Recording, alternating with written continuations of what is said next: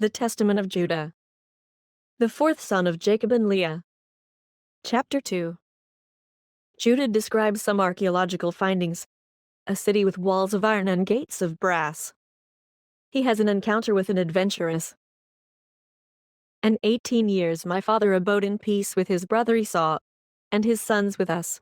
After that we came from Mesopotamia, from Laban. And when 18 years were fulfilled, in the 40th year of my life, Esau, the brother of my father, came upon us with a mighty and strong people. And Jacob smote Esau with an arrow, and he was taken up wounded on Mount Seir, and as he went he died at Adoniram. And we pursued after the sons of Esau. Now they had a city with walls of iron and gates of brass, and we could not enter into it, and we encamped around and besieged it.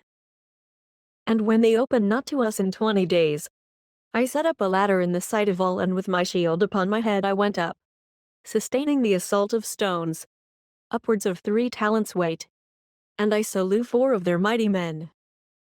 And Reuben and Gad slew 6 others. Then they asked from us terms of peace, and having taken counsel with our father, we received them as tributaries. And they gave us 500 cores of wheat, 500 baths of oil, 500 measures of wine, until the famine, when we went down into Egypt. And, after these things, my son, took to wife, Tamar, from Mesopotamia, a daughter of Aram. Now, was wicked, and he was in need, concerning Tamar, because she was not of the land of Canaan. And on the 3rd night an angel of the Lord smote him. And he had not known her according to the evil craftiness of his mother, for he did not wish to have children by her. In the days of the wedding feast, I gave Onan to her in marriage, and he also, in wickedness, knew her not, though he spent with her a year. And, when I threatened him, he went in up to her, but he spilled the seed on the ground, according to the command of his mother, and he also died through wickedness. And I wished to give Shelah also to her, but his mother did not permit it, for she wrought evil against Tamar, because she was not the daughters of Canaan, as she also herself was. And I knew that the race of the Canaanites was wicked, but the impulse of youth blinded my mind. And when I saw her pouring out wine, owing to the intoxication of wine, I was deceived, and took her although my father had not counseled it. And, while I was away she went and took for Shelah a wife from Canaan.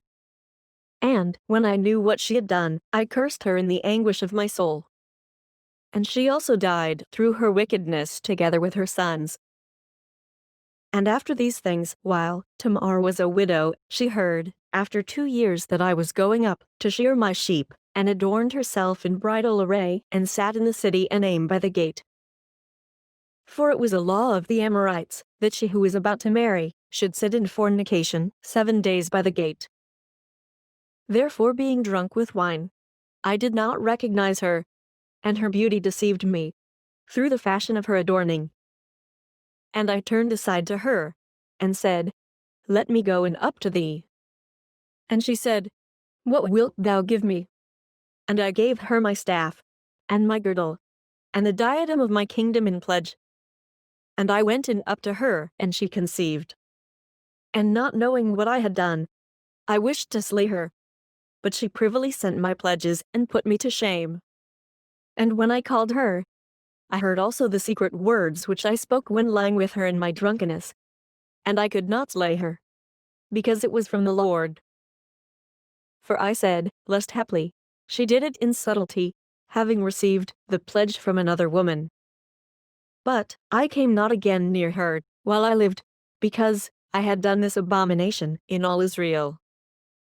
Moreover, they who were in the city said there was no harlot in the gate, because she came from another place, and sat for a while in the gate. And I thought that no one knew that I had gone into her. And after this we came into Egypt to Joseph, because of the famine. And I was 46 years old, and 70 and 3 years lived I in Egypt.